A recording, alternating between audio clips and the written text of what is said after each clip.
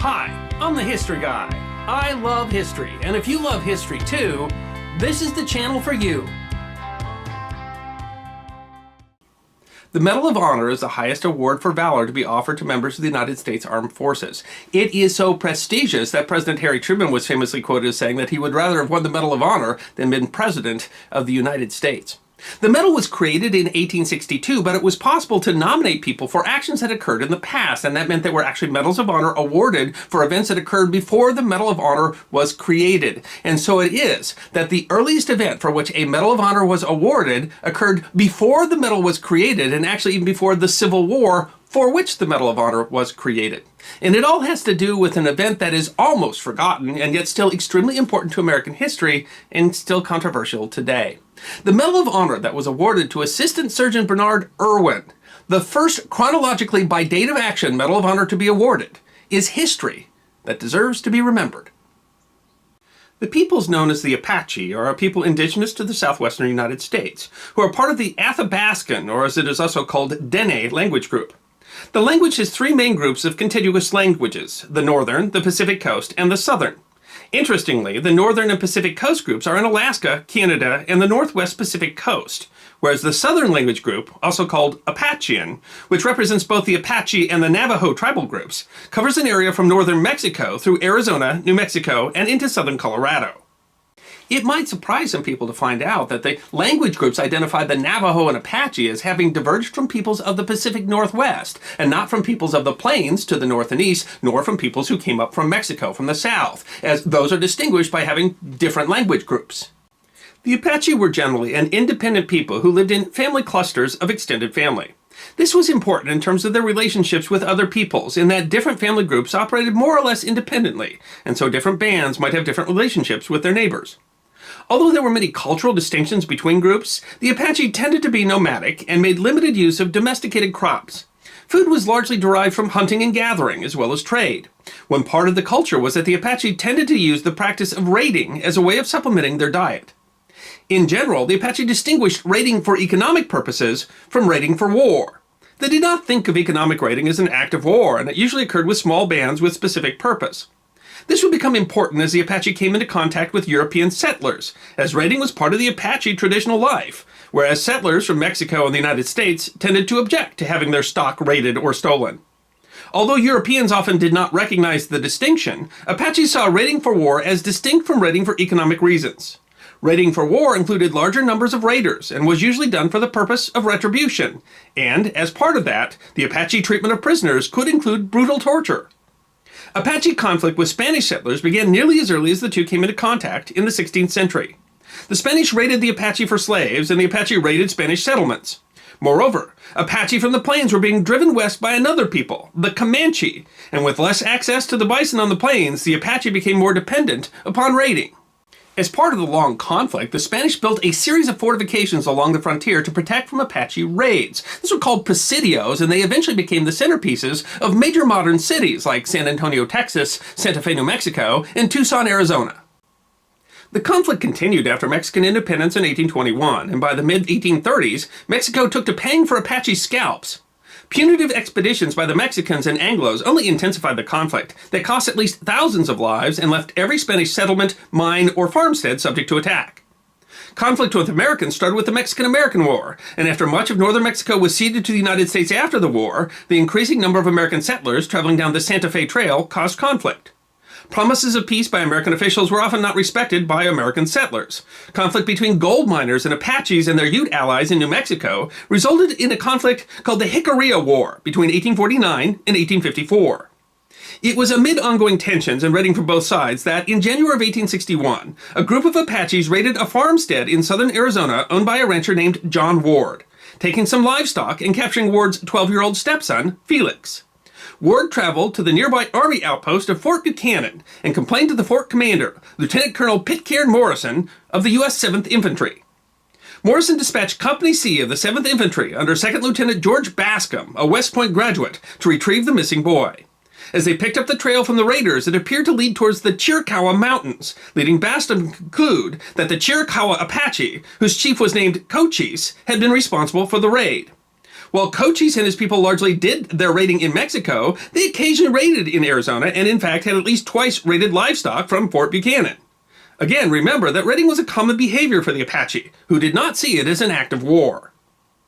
While Bascom's assumption that the Chiricahua had done the raid was understandable, it was incorrect, and that was a mistake that would prove critical. On February 3rd, Bascom and his party camped near an overland mail station, and Bascom sent a message to Cochise, asking him to come in for a talk. Cochise, along with several members of his family, came to the camp to talk. At this point, neither side was expecting a violent confrontation. Bascom demanded that Cochise return the kidnapped boy. Cochise denied knowing of the kidnapping, but offered to find the boy. Assuming that Cochise was being evasive, Bascom tried to take Cochise and his party hostage until the boy and the cattle could be returned. But Cochise managed to escape by pulling out a knife and cutting a hole in the tent in which they were eating and running away. The rest of his party, however, was taken hostage. Bascom and his 65 men returned to the overland mail station, which they fortified using wagons and grain and flour sacks. Bascom noted with dismay that more Apache seemed to be arriving, and he was besieged. While they had food, water from the spring was more than a half-mile away. Cochise managed to capture some overland mail employees and offered to trade them for his captured family members, but Bascom refused unless they returned the kidnapped boy. The problem was that Cochise did not have the boy, who had been kidnapped by a different group of Apaches. On February 7th, a group of Cochise's Apache attacked a group of Bascom's men who were taking their mules to the spring for water. One overland mail employee was killed and most of the mules were taken. Bascom came to the conclusion that he was surrounded by as many as 500 Apache and was in danger of attack, and so he decided to send out 2 scouts to sneak through the lines and seek help from Fort Buchanan. The messengers arrived at Fort Buchanan on the evening of the 8th, and Assistant Surgeon Bernard John Dowling Irwin offered to take the only troops available, 11 men of Company H of the 7th Infantry, to assist Bascom. On the way, Irwin and his small group encountered some Apache with stolen cattle and managed to capture 3 Apache braves and several cattle. When Irwin's party arrived at Bascom's camp on the 10th, the cattle provided much-needed beef. Irwin would later be presented the Medal of Honor for his actions, volunteering to lead the party and capturing the Apache and cattle despite having such a small force. By date of action, it is the earliest Medal of Honor to have been awarded. Eventually, 70 more men of the 1st Dragoons arrived as well, and the group may have been helped in that a company of the 8th Infantry, marching 15 miles away and apparently unaware of Bascom's predicament, may have been interpreted by the Apache as planning to attack their flank. Somewhere between February 14th and 16th, the Apaches slipped away, killing their prisoners and leaving them for Bascom to find. In a decision that is controversial to this day, the American officers decided to execute their hostages, the 3 braves that Irwin had captured and the 3 that Bascom had taken, although they did release the women and children from Cochise's party. This turned out to be a grave error, as the 3 Apache that Bascom had captured were Cochise's brother and nephews. The decision to execute those men turned the Apache anger from Mexico to the United States and sparked the Apache Wars, which would last for more than 2 decades and cost thousands of lives. One of the most controversial aspects of the so-called Bascom affair was how much Lieutenant Bascom had to do with the decision to execute the Apache prisoners. Bascom is usually presented as the villain whose miscalculation started a bloody war, but actually of the 4 officers that were there, 2 from the 1st Dragoons, Assistant Surgeon Irwin, and Bascom, Bascom was the junior of the 4, and records discovered since suggest that he was the only one of the 4 to raise objections to the execution. In fact, the order for the execution seems to have come from Assistant Surgeon Irwin. The records from the Bascom affair have largely been lost, as Fort Buchanan was abandoned at the start of the Civil War and Bascom's original report was apparently destroyed. George Bascom himself died leading a company of the 7th Infantry in the Battle of Valverde in February of 1862, part of the far western theater of the U.S. Civil War. Assistant Surgeon Irwin served throughout the Civil War and eventually achieved the rank of colonel before retiring. He received the Medal of Honor for actions that occurred in February of 1861, 33 years later, in 1894, shortly before his retirement. Cochise turned out to be one of the Army's most skilled adversaries, but eventually he did agree to live peacefully on a reservation, and he died of natural causes in 1874. One of the most surprising turns in the Bascom affair has to do with the captured boy, Felix Ward. Long thought to have been killed, it turns out that he had been captured by a group of Pima Apache, with whom Cochise was unrelated, and raised by them. He later served with the U.S. Army as an Apache scout, using the name Mickey Fee. The Bascom Affair was one of many examples where inexperienced officers on the frontier made missteps that resulted in conflict. And that nearly forgotten event on the border between the United States and Mexico in February of 1861, which sparked the bloody Apache Wars, which actually continued clear into the 20th century, is a good example of what can happen when there's a clash of cultures, and possibly the inevitable result of American westward expansion. It is history that deserves to be remembered.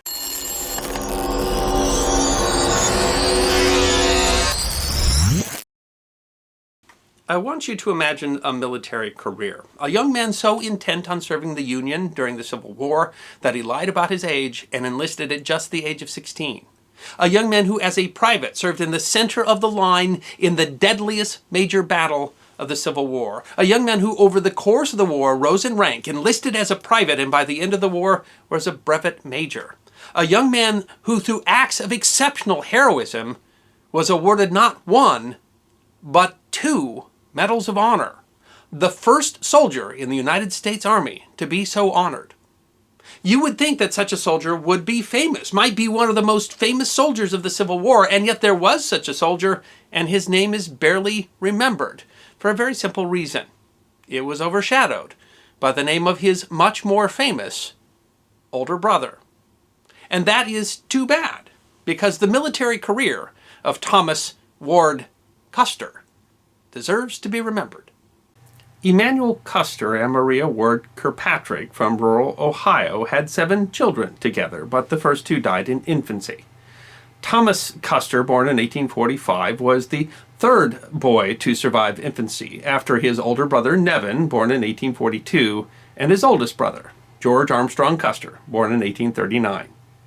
A younger brother, Boston, and a sister, Margaret, would be born later.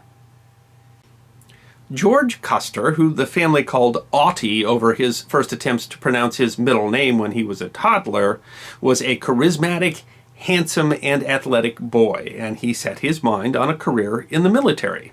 He secured an appointment to West Point and graduated as an officer in the U.S. Army in 1861, just a few months after the first shots of the Civil War. Well, naturally, the brothers, who all looked up to George, who was the leader of the pack, all wanted to follow him into the service. Nevin tried, he enlisted, but he had an ill-timed bout of rheumatism and was mustered out after only a couple of weeks. And Thomas, the next oldest, was just 16, 2 years too young to sign up for the Army. But that didn't stop him from trying. He tried. He was refused due to his age.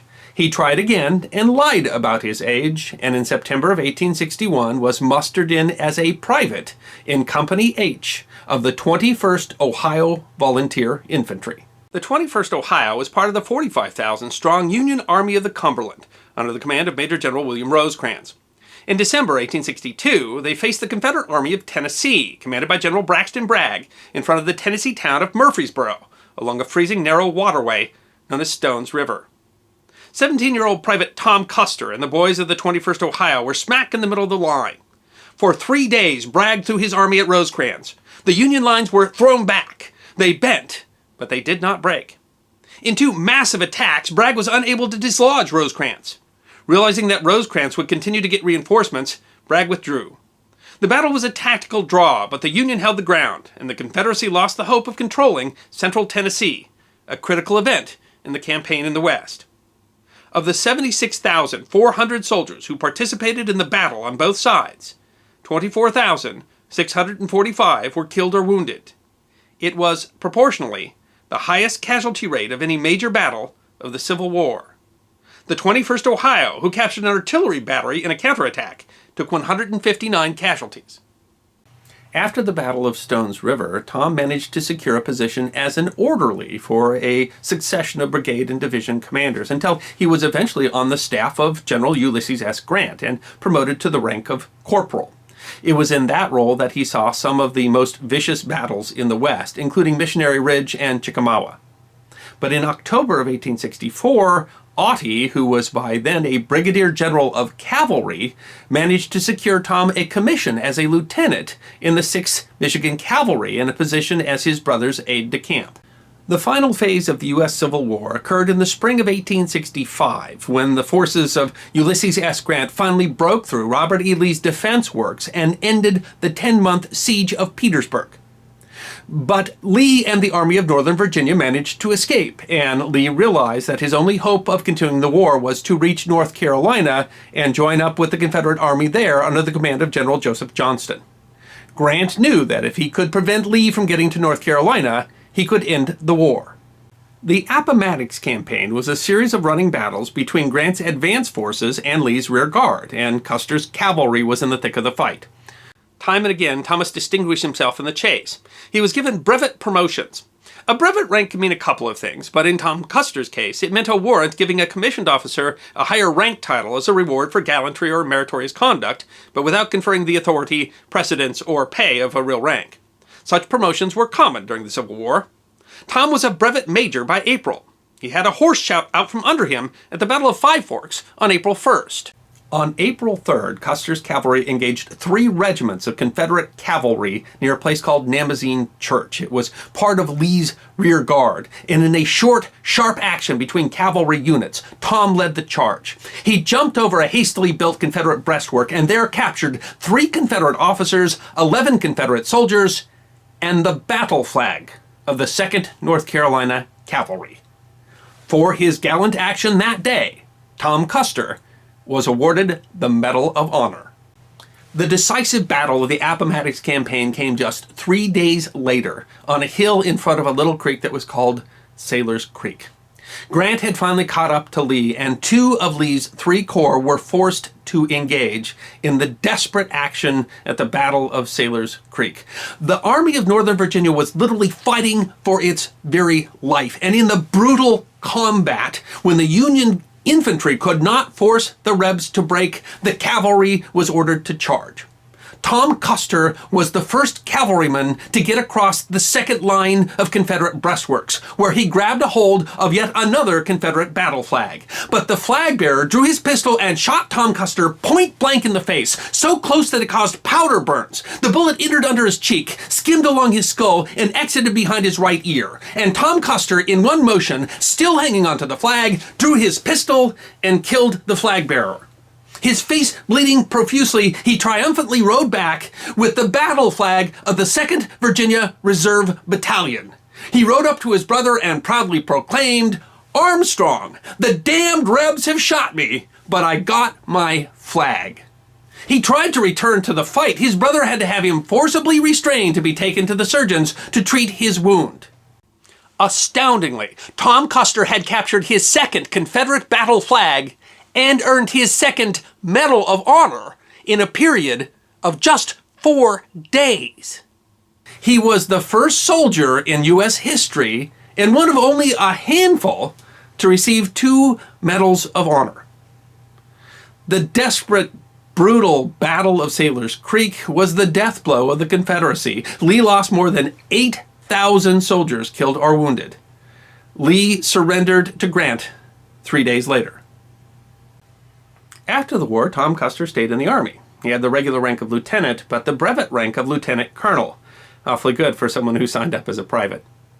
He followed his brother's career in the West and the Indian Wars, and was with his brother on the Black Hills expedition in 1874 that discovered gold. And he was with his brother on that fateful day, June 25th of 1876, when the 7th Cavalry faced off against a force of Sioux and Cheyenne warriors in what has become known as the Battle of the Little Bighorn. After the battle, Tom's body was found a few feet away from that of his more famous brother. Nearby was the body of his younger brother, Boston. Also on the battlefield was the body of his brother-in-law, James Calhoun, husband of his sister Margaret, and the body of their nephew, Henry Armstrong Reed, who had accompanied his uncle's expedition as a civilian and was just 18 years old. That iconic battle was a bad day for the Custer family. Tom's remains were removed to the Cavalry Cemetery at Fort Leavenworth, Kansas, and the stone can still be seen there today. Thomas Custer was a brilliant soldier, but he lived his life in his brother's shadow. George Armstrong Custer was a larger-than-life personality and a bold and gifted commander of cavalry. But in 1865, when he was asked about his brother, in a moment of honesty, he said, "Do you want to know what I think of him? Tom should have been the general, and I the lieutenant." Thomas Ward Custer, a hero of the Union, was an extraordinary soldier who deserves to be remembered.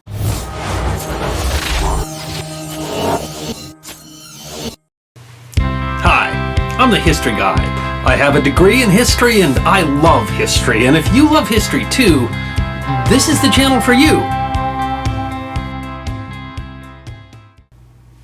The Medal of Honor, the United States' highest award for valor, was established by the United States Army in 1862 to recognize those soldiers who distinguished themselves by gallantry and intrepidity in combat with an enemy of the United States.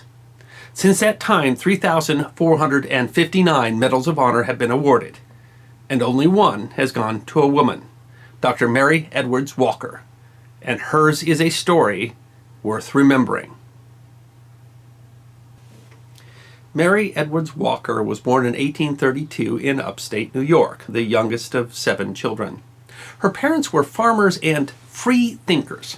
The free thought movement was a movement that challenged authority and tradition and thought that truth should be derived from logic and reason. And it was that upbringing that not only allowed her to escape traditional gender roles of her time, but to develop a fierce sense of independence and justice.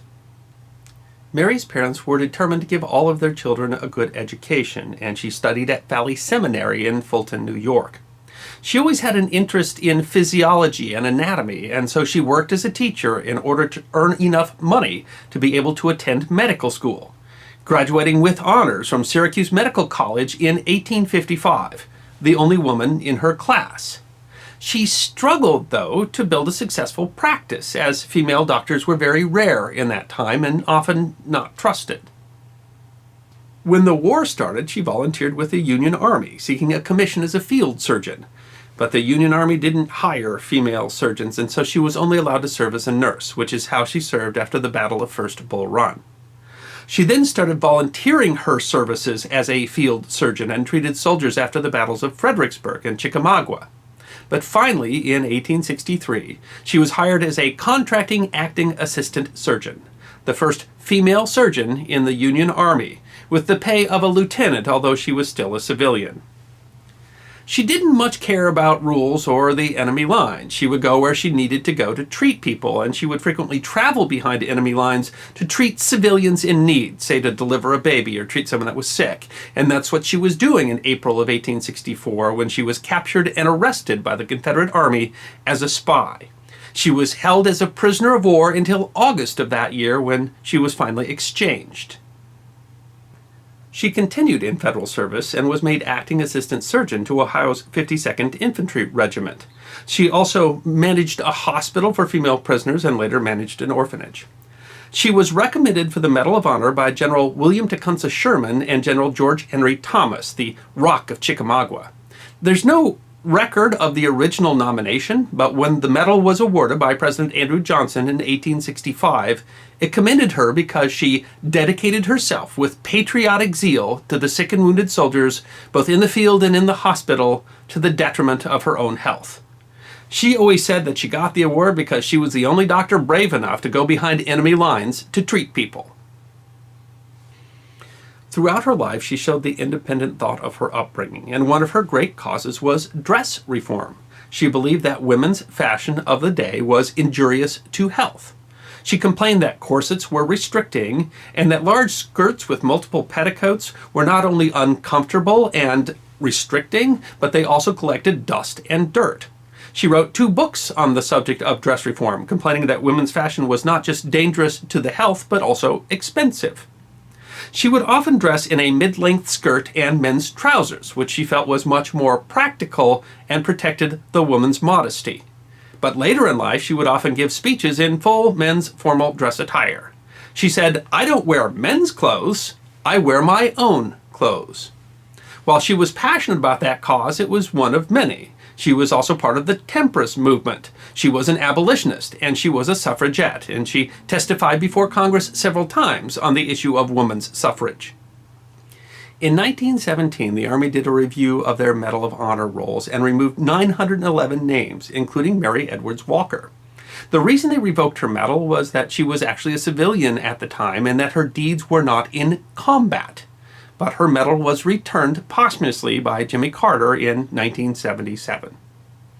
In her life, she had so many causes. For example, during the war, she realized that there were lots of women who were coming to Washington, D.C. to visit injured soldiers, brothers or husbands. And so she started a society to help women who were visiting the capital find a safe place to stay and to find their loved ones in all the many area hospitals. And after the war, she passionately advocated to provide pensions to Civil War nurses and argued that they should be given the right to vote in gratitude for their service. All her life, she had to struggle to make a living. She was never able to establish a successful medical practice because, sadly, in her time, people just did not trust female physicians. She finally passed away on the family farm in 1919 at the age of 86. Even in her time, she was more known for her eccentricities than her accomplishments, and she's largely forgotten today. And that is just wrong, because her accomplishments were astounding, especially with what she had to face in her day. And darn it, the only female winner of the Medal of Honor deserves to be remembered.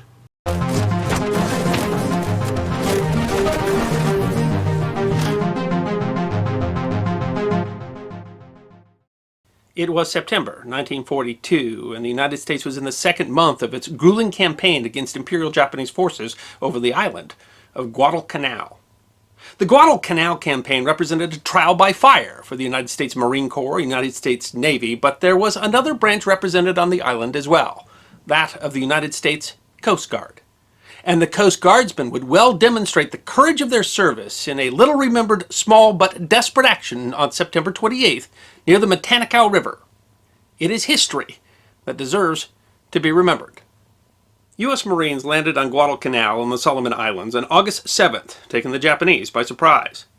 Marines assigned to take the smaller islands nearby fought difficult actions, but the landing on Guadalcanal was almost unopposed and quickly took part of the island, including an airfield under construction that they renamed Henderson Field.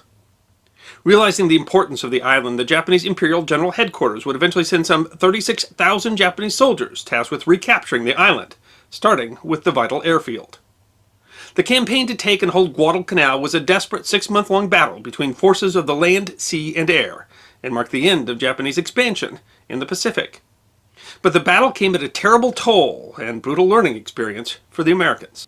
The first attempts to retake Henderson Field took place on September 12th to 14th, when 6,000 Japanese troops of the 35th Infantry Brigade engaged in a series of frontal assaults on U.S. positions around Henderson Field.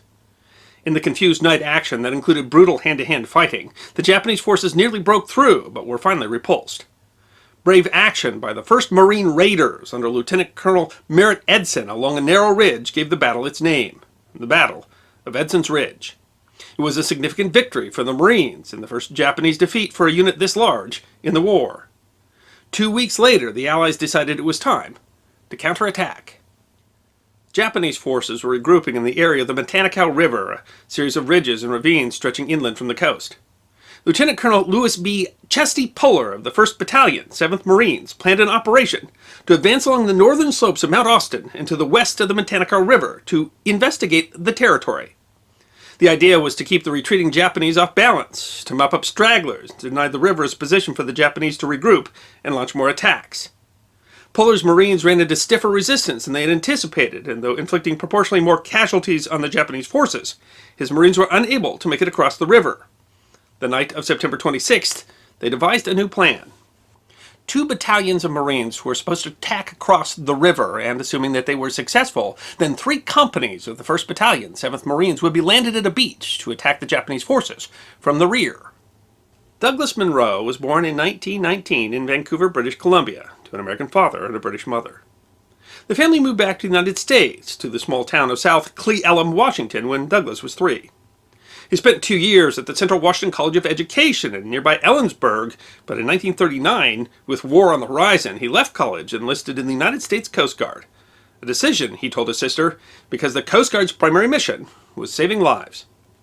Because he had such a slight build, Munro had to stuff himself with food the week before he enlisted in order to meet the Coast Guard's weight requirements. In training, he met 18-year-old Raymond Joseph Evans, Jr., and the two became fast friends. As apprentice seamen in the Coast Guard, they earned $21 a month. The two volunteered for service aboard the Coast Guard cutter Spencer. They trained as signalmen, putting them at the junction between the Coast Guard and the Navy, as they were trained to communicate with Navy ships via light signals and running flags. In June 1941, as the U.S. was gearing up for what appeared to be an inevitable war, the Coast Guard was asked to provide crews for 3 Navy attack transports. Hearing that the USS Hunter Liggett needed signalmen, they volunteered, only being allowed to go, according to Evans, after many days of pleading with the Spencer's executive officer. Attack transports were built to land troops during amphibious operations and carried their own landing craft. While the coxswains who were supposed to operate those craft were Navy men, there was a shortage, and the two friends volunteered to be trained to operate the small 36-foot LCVPs, or Landing Craft Vehicle, personnel. That put them in the thick of the fight. On August 7th, Evans landed on Guadalcanal, while Munro ferried troops in the battle to take the nearby island of Tulagi. Both were then assigned to a signal station on Guadalcanal, part of a group intended to facilitate communication between the troops on shore and the Navy. On September 27th, Evans and Munro were put in charge of the 8 Higgins boats and 2 larger LCTs, or Landing Craft Tank, that would be dropping off the 3 companies, some 500 Marines, from Puller's battalion who were supporting the attack across the Matanikau River. The landing was supported by the Gleaves-class destroyer, USS Monson. The landing didn't go quite as planned. Shallow water forced the crew of the Higgins boats to drop the Marines off in a different point than the one planned. Munro took control of a group of landing craft that were going back to base, but Evans stayed behind in one LCVP with Navy coxswain Samuel Roberts, assigned to evacuate any immediate casualties of the landing. As they waited, the boat came under fire from a Japanese machine gun, and Roberts was hit. Evans rushed the boat back to base. Roberts was evacuated by plane, but died from his wounds. At the same time, the 3 companies of Marines were in trouble. In fact, they never should have gone. The 2 other battalions had been repulsed trying to cross the river and had retreated, but the message had not gotten through due to a Japanese air raid on Henderson Field. The Japanese were now throwing all their forces at the 3 companies, who were trapped on a ridge. Their commander, Major Otho Roberts, had been killed by a Japanese mortar round. Their radio equipment lost, the Marines used their undershirts to spell out the word "help" on the side of the ridge. The message was seen by a Navy plane, and Puller boarded the Monson to direct the evacuation of the men. Puller asked Munro and Evans if we'd take the tiny fleet of LCTVs back over to help evacuate the Marines. It was a dangerous mission, but according to Puller, their answer was, hell yes. Evans described the mission matter-of-factly. We were asked to take them over there, and we were asked to take them back off of there. And that's what we did. That's what the Coast Guard does. We do what we are asked to do. The Japanese had moved to cut off the Marines on the ridge, but Puller directed fire from the 5-inch guns of the Monson, slowly blasting a path of escape. The retreating Marines fought their way to the beach, but came under fire from the Japanese from the ridge they'd just evacuated. There weren't enough boats to take them all home, and Munro and Evans had to direct the boats in several shifts. The Higgins boats were lightly made of plywood and armed with 2 .30-caliber machine guns. They were driving with one hand and firing with the other, using machine guns to suppress the Japanese fire. As Japanese troops started moving onto the beach, Munro positioned his little boat in between them and the retreating Marines, drawing the enemy fire and using the boat's 2 machine guns as a floating machine gun nest. It was a near-suicidal act, but it worked. The Marines, including their wounded, made it to the boats. But then another problem. One of the boats, full of Marines, had grounded on a sandbank. Munro directed another LCTP to affix a line and pull them off, once again placing his small boat in the line of fire to protect the Marines from Japanese fire. As they pulled away, Evans said, Doug was facing forward, and I was standing by the coxswain, facing back, and I saw this line of waterspouts coming across the water, and I yelled at Doug to get down, but he couldn't hear me over the engine noise. And it hit him. It was one burst of fire, and that's how he died. Doug Munro took one shot to the base of his skull. He was knocked unconscious, but came to as they approached shore. According to Evans, Munro asked simply, "Did we get them off?" And seeing my affirmative nod, he smiled with that smile I knew and liked so well. And then he was gone. Their victory on September 28th was a rare bit of good news for the Japanese on Guadalcanal, but the Marines would return in October and inflict heavy casualties on the Japanese 4th Infantry Regiment. The loss of the ground meant that the Japanese had to take a more arduous route in their next offensive, and that contributed to their defeat in the Battle of Henderson Field later in October. The battle for Guadalcanal would continue into February. Douglas Munro was one of the more than 7,100 Americans to lose their lives in the Guadalcanal campaign and one of the 1,918 U.S. Coast Guardsmen to die during the Second World War. For helping to save his Marines, Colonel Puller recommended Douglas Munro for the Medal of Honor. It was approved by Admiral William Halsey and was awarded to Munro's parents by President Roosevelt in the White House the following May. To date, Douglas Munro is the only U.S. Coast Guardsman to have been awarded the nation's highest award for valor. The citation read, "By his outstanding leadership, expert planning, and dauntless devotion to duty, he and his courageous comrades undoubtedly saved the lives of many who otherwise would have perished. He gallantly gave up his life in the defense of his country." Douglas Munro's remains are interred at Laurel Hill Memorial Park in Cle Elum, Washington. Raymond Evans was awarded the Navy Cross for the action. He was later commissioned, retired with the rank of commander. He passed away in 2013 at the age of 92. Numerous facilities and awards are named after the two friends, as well as two Coast Guard cutters, the Legend Class USCG Munro and the Sentinel Class USCG Raymond Evans.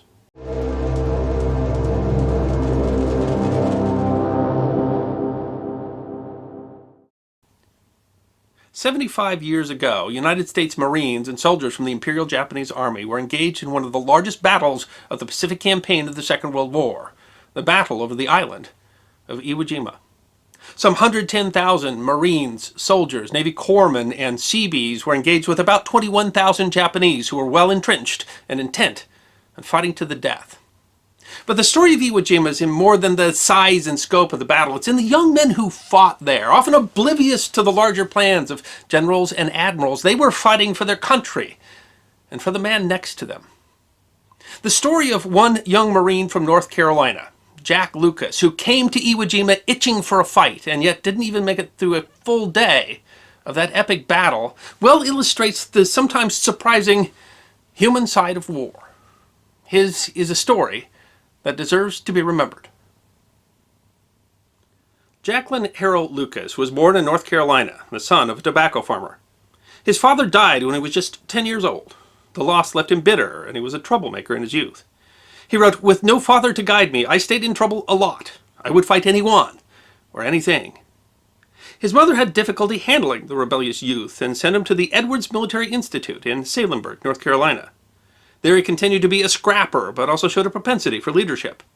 He recalled standing up for a young cadet that was being abused by a cadet leader. He said, "I came from tough stock. If I inherited my propensity to fight from my father, perhaps I inherited the role of protector from my mother." He was a cadet captain when he heard the news of the Japanese attack on Pearl Harbor on December 7th, 1941. He said of that day, "Something powerful was pushing me, taking control of me. I did not know at the time, but that something was my destiny calling." At the Institute, Jack was an all-around athlete, captain of the football team. He also participated in baseball, basketball, wrestling, boxing, trap and skeet shooting.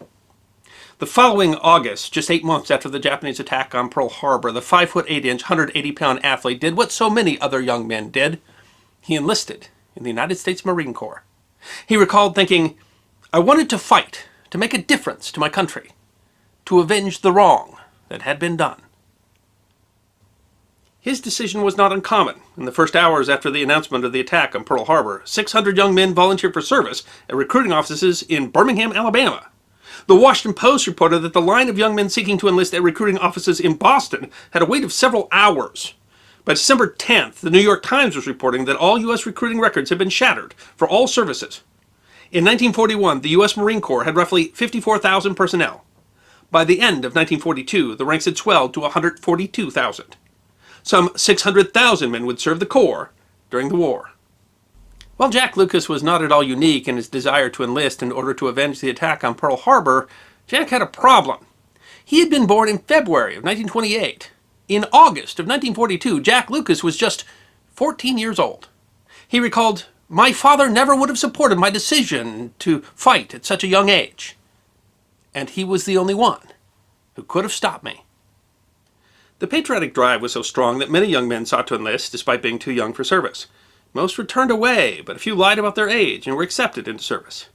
Being athletic and large for his age, when Jack forged his mother's signature and said he was 17, he was taken at his word and became a rifleman in the United States Marine Corps.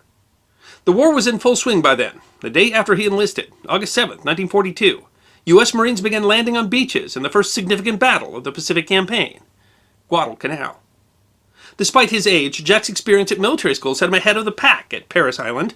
He successfully completed boot camp and served in several U.S. locations where he excelled at Marine training, but also often got into trouble, the result of both his cantankerous nature and his immaturity. He also was insistent on going to war.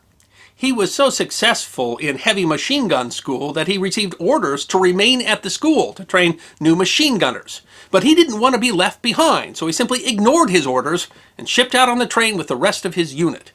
He got away with it. When they arrived in California, he simply feigned ignorance as to why his name wasn't on the roll call list. His lieutenant assumed that it must simply have been an error and added him back to the list. His training completed, he shipped out for Pearl Harbor in November 1943. Although he had a reputation as a tough Marine, he was, in fact, only 15 years old. And the young man, so ready for a fight, looked like he would have his chance. His unit was going from Hawaii to fight in the Battle of Tarawa. The Battle of Tarawa, or Tarawa Atoll, that began on November 20th, 1943, was the first time in the Pacific Campaign where the U.S. faced serious Japanese opposition to an amphibious landing. Of the 18,000 U.S. Marines involved in the battle, 1,000 were killed and 2,000 wounded, all in a period of just 76 hours. But Jack was not there to see it. When his unit shipped out, he was left behind. Mail into Pearl Harbor was not censored, but he did not know that mail going out was. The military censors had read a letter he sent home that revealed his age. Knowing that he was just 15, Marine Command had not allowed him to ship out with his unit when they were sent to Tarawa. His CO threatened to discharge him, but he said he would just join the Army and give them the benefit of my excellent Marine training. He wasn't discharged, but was kept from combat, tasked instead with driving a garbage truck at a Pearl Harbor depot. Jack enjoyed Hawaii, but his goal was to get into combat, so he developed a plan. He said, "I noticed Marines getting sent to combat areas if they got into trouble or caused problems to the military." And he thought, "I can do that. It's something at which I am truly gifted." He said, "Over my next 17 liberties, I got into 17 fights and was locked up 17 times. Eventually, Jack was sent to the brig for 45 days to await court-martial over a fight with another Marine. The court-martial gave him 30 days of bread and water. When he got out, he celebrated so hard that he wound up back in the brig for another 45 days. He certainly did excel at getting into trouble, but he had not, as he had hoped, gotten himself into combat, and so he changed strategies.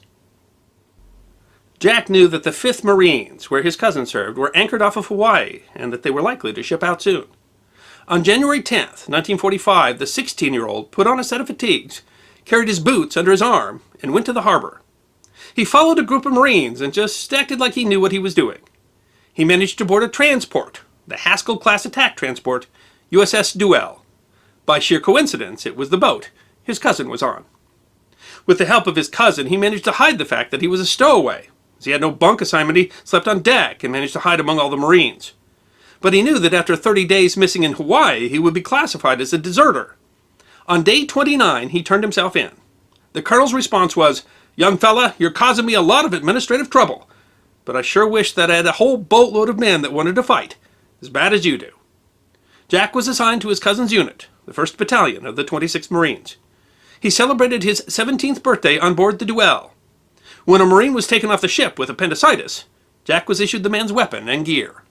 Back in Hawaii, Jack was listed as a deserter. It would take some time before the paperwork for this new assignment would catch up and correct his record. Jack and the rest of the Marines of the 1st 26th were headed for Iwo Jima. Iwo Jima is a volcanic island some 750 miles from Tokyo. The approximately 8-square-mile island is unusually flat, with the exception of the 520-foot Mount Suribachi at the southern tip. The U.S. saw the island as strategically important as a staging area for bombers that would be attacking the Japanese home islands in preparation for a U.S. invasion. Iwo Jima and its 2 airfields were close enough to Japan to serve as a base for fighter aircraft, close enough that they would be able to escort bombers all the way to Japan. Moreover, Iwo Jima was the site of radar installations that were able to warn Japan of incoming raids. To the Japanese, Iwo Jima was a part of an inner ring of defenses seen as essential to protecting the home islands. General Tadamichi Kuribayashi, given command of the island, was told by Prime Minister Hideki Tojo that the eyes of the nation were focused on the defense of Iwo Jima, that he was to defend Iwo Jima to the last.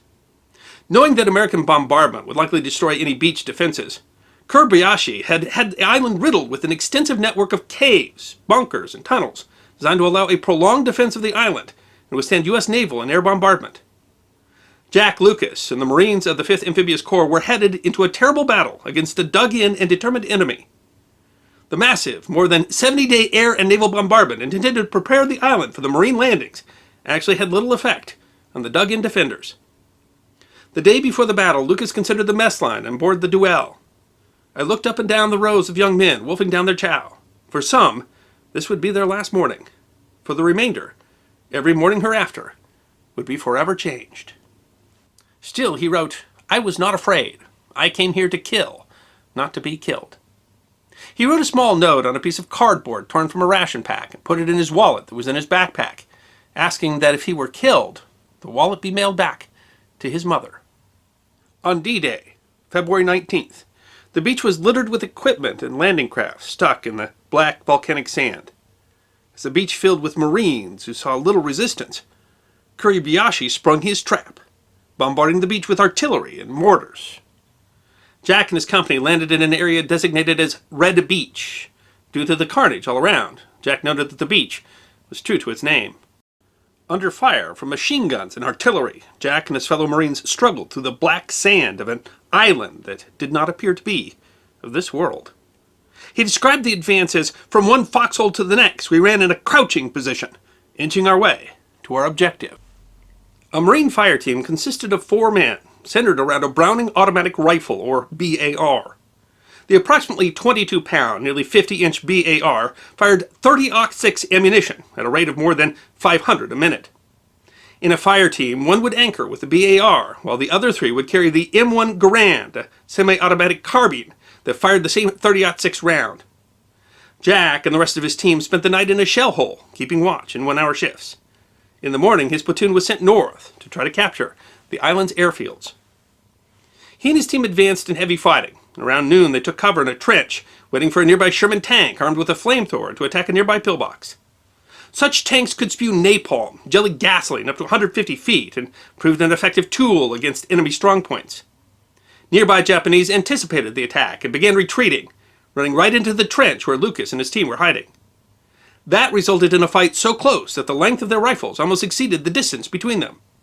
Lucas shot 2 enemy, but then his gun jammed, a result of the dust and dirt of the island. But it was the gun jam that saved his comrades, as it caused him to look down to try to clear the jam, where he saw what the others had not. The Japanese had thrown 2 grenades into the trench, right at the foot of Private First Class Alan Crossan, the man with the BAR. Realizing the grenades would likely disable all of them, Lucas threw himself on the first grenade, and with his right hand grabbed the second and also brought it under his chest.